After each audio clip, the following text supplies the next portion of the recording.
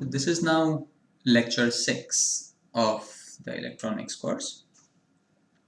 It's a 12 lecture course, so we are now approaching the middle of, of the lectures, and approximately we are midway through our course right now.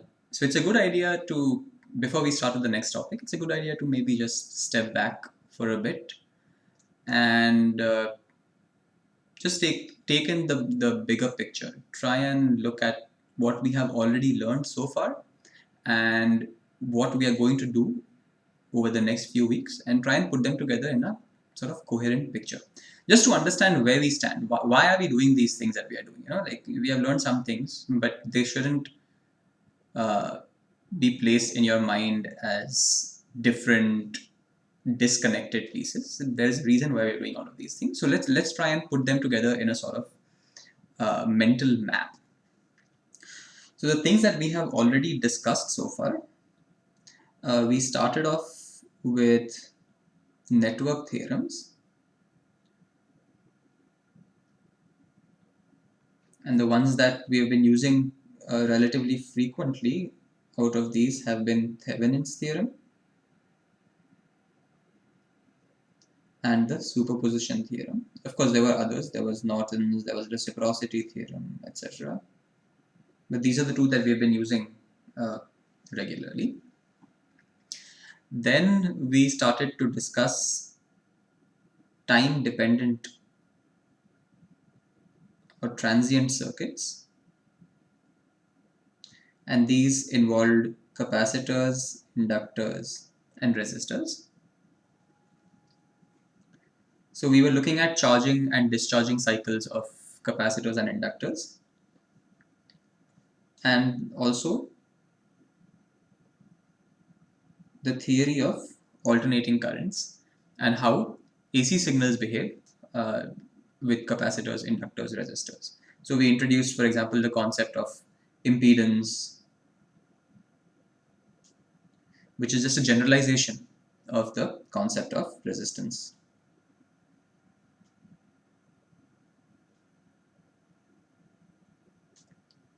So in general, if you have some circuit where it's not just resistors, but you also have capacitors, inductors, then you can use the inductance or reactance of capacitors and inductors, and then just treat it as if it's a resistor, but use the complex value of its impedance instead. And then you can do the entire analysis as you normally would with a resistor. So impedance, complex numbers used to represent voltages and signals. Here we did charging and discharging cycles.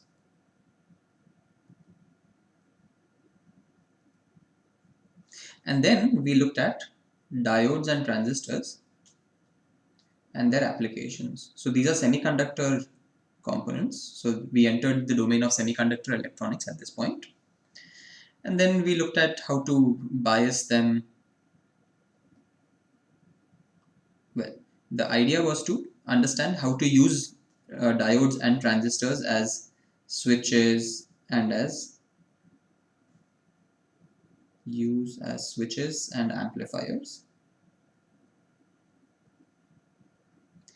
In order to do this, we needed to understand how to use them. We had to bias them properly, and we had to understand their input-output characteristics. Basically, how does VCE as a function of IC look? How does VBE as a function of IB look? And so on. So those characteristic curves, we needed to understand those before we could start using our diodes and our transistors. So this is what we have done so far. Why are we doing all this? When you are confronted with a real world problem and you want to solve it using electronics, what the problem is going to look like is the following. So there will be some real world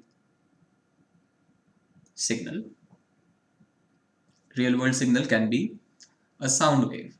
It can be, so a sound wave, okay, let me first give you the example. So it could be a sound wave, it could be a light wave, it could be a chemical concentration, it could be a mechanical force, it could be just an electrical signal. So these are various kinds of real world signals that you can have. This signal you want to be able to process it. And processing it means you want to make it in a form that is suitable for your analysis. And once this is processed, then you can do whatever analysis you want. So for example, if it is a light signal, then you might want to send it to some kind of a monitor for display. Or if it's a sound signal, maybe there's like a telephone which needs to receive it, and so on and so forth. And then of course the same thing can also go in the opposite way.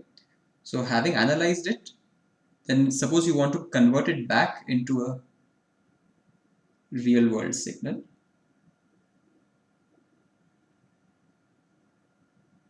Then again this analyzed signal will have to be processed and then sent out.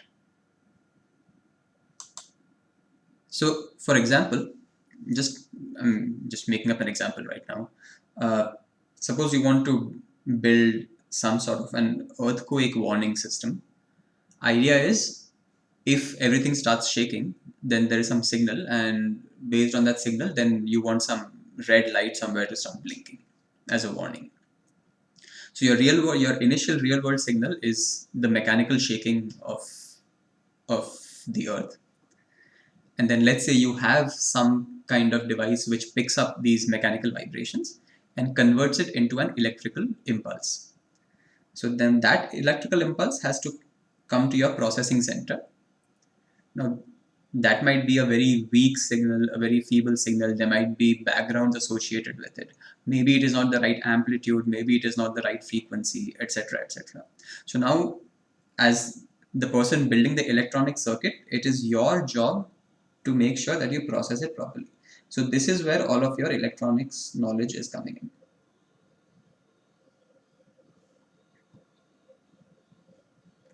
Then once your electronic signal is in the correct desired form, suitable for analysis, you send it to the next stage for analysis.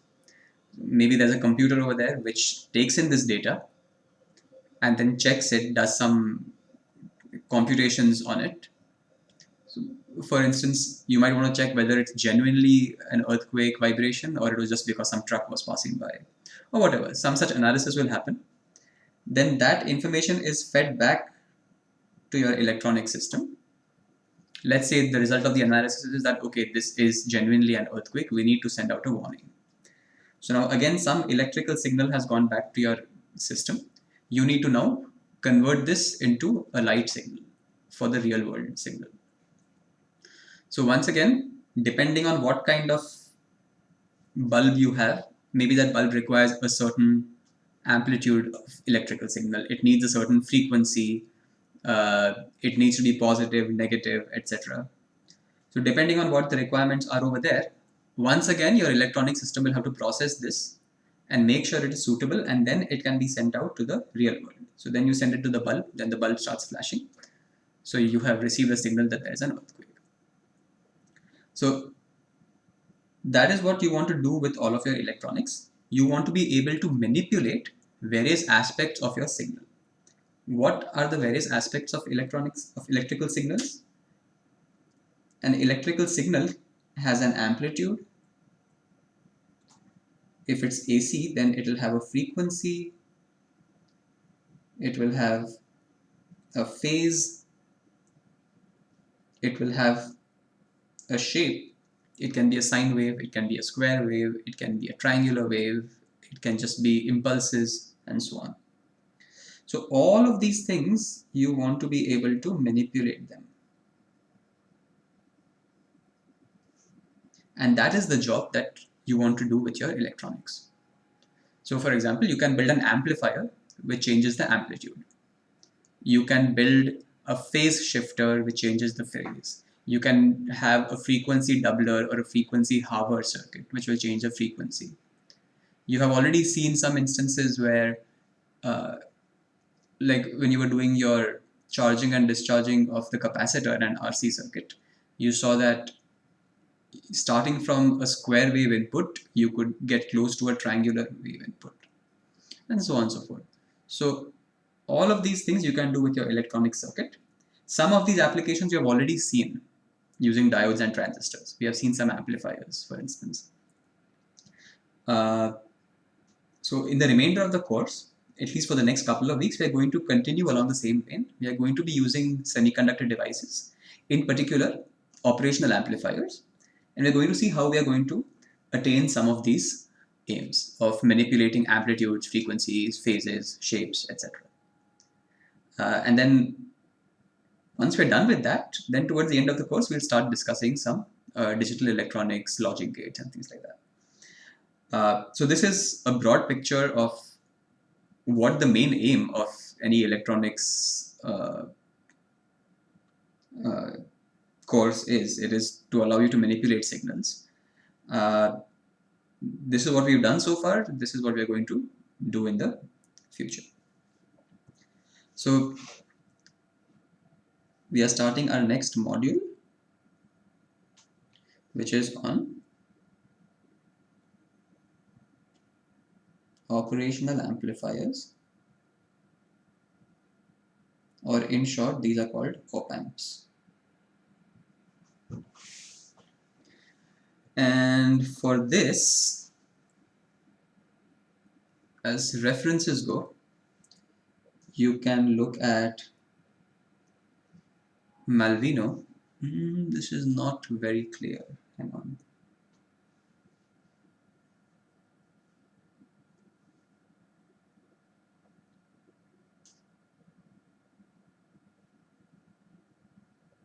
And again, I'm referring to the edition of Malvino that you have access to. So these are chapters 16, 17, 18, 20, then 21.1 to 21.6. And you can also look at Eggleston, chapters 6 and 7. So once again, just as I said last time when we were starting the discussion on transistors, don't get scared because I have listed a large number of sections and chapters over here. Malvino tends to discuss even relatively simple things in great detail and gives lots of numerical examples. So it's a great book to read. And if you're interested in pursuing electronics either professionally or as a hobby, Malvino also gives a lot of specifications of real devices and how to troubleshoot an actual circuit and so on. So in our course, we are not going in that much detail.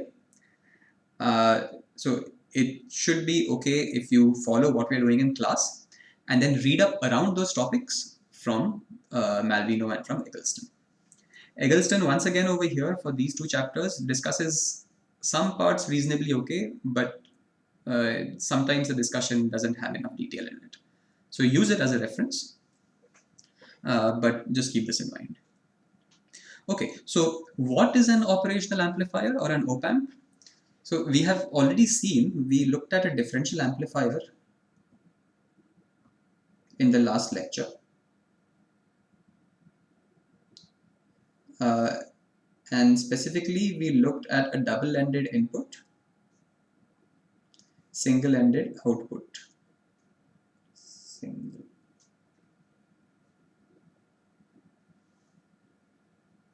So an op-amp is just a more sophisticated version of this same kind of differential amplifier. We denote its circuit diagram like this. So it has two terminals, two input terminals, just as the differential amplifier had two inputs. So they are denoted as plus and minus. So this one is called the non-inverting input, and this is called the inverting input. That's why they're called plus and minus. Non-inverting input will, if you give an input at the non-inverting input, then the output will be at with the same phase. So positive will give you positive, negative will give you negative. But if you give a signal at the inverting input, then a positive input will give a negative output, positive input will give a negative input. Over here, this is your plus VCC minus VEE kind of biasing. Often in books you will find these two lines not drawn. It's understood that they're always there because essentially it is running because there are transistors inside. If you have transistors, you need to put biasing. So definitely there will be these sorts of voltages, but sometimes we just skip drawing them with the implicit understanding that of course they will be there. And then over here at this terminal is where we draw the output. Why did I write V? Just output.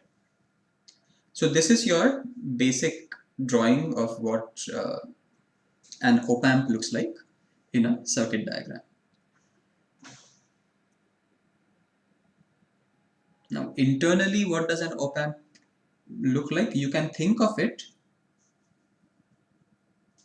So see, on the outside there is one non-inverting terminal, let's call it V1, and there is an inverting terminal,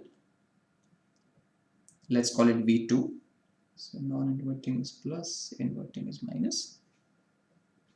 And outside, on the other side, there is some V out. Question is, what is happening inside this op-amp? So this is my op-amp. Of course, there's a lot of complicated circuitry, and you can look at Malvino. Malvino draws the full circuit diagram with some large number of transistors, capacitors, resistors, everything. Look at it. It's good to look at. But just from a functional point of view, from what we need to know in order to analyze the circuit, you can think of this as there being some sort of internal resistance over here. And you can think of there being some sort of, this is the input resistance, and on this side you have the output resistance. And you can think that there is some sort of a voltage source over here which is providing the output. So the voltage given over here is going to be the gain times V2 minus V1. Oh, which is non-inverting? V1 is non-inverting, so I should make it V1 minus V2. And this gain AV is actually called AV open loop.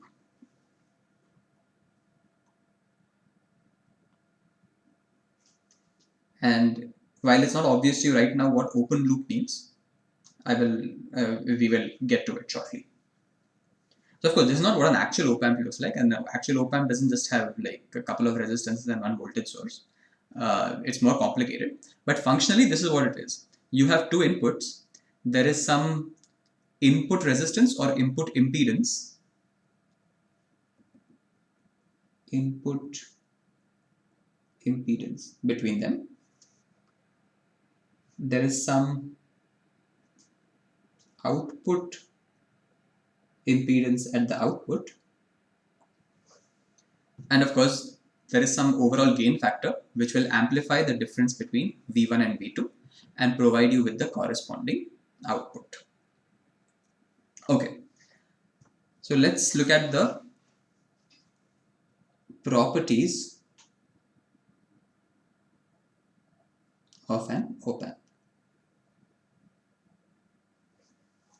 And these properties are going to be very important in analyzing any circuit with op-amps. So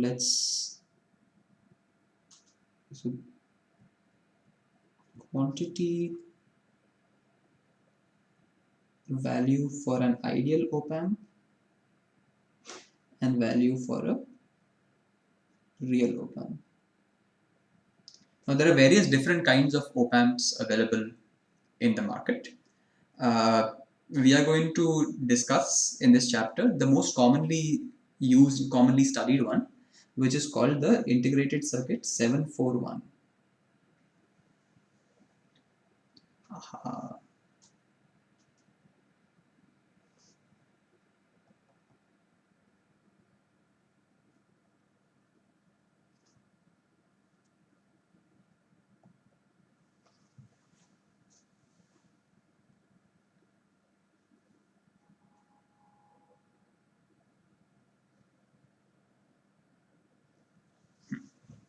Okay, so what are the quantities that we are going to be looking at? The first one is what is called the open loop voltage gain, which I had drawn on the previous page. So voltage gain, open loop. Ideally, this is infinite, but if you look at a real op-amp, then this is something like of the order of 1 lakh or 100,000, 10 to the 5. Then, how many do I have? 1, 2, 3, 4, 5, 6. Okay. The input impedance, which I had written as Rin on the previous page. For an ideal op-amp, again, this is infinite. But for a real op-amp, this is very large. I think it's of the order of mega ohms. So 10 to the power 6 ohms. You can ask, what is the output impedance?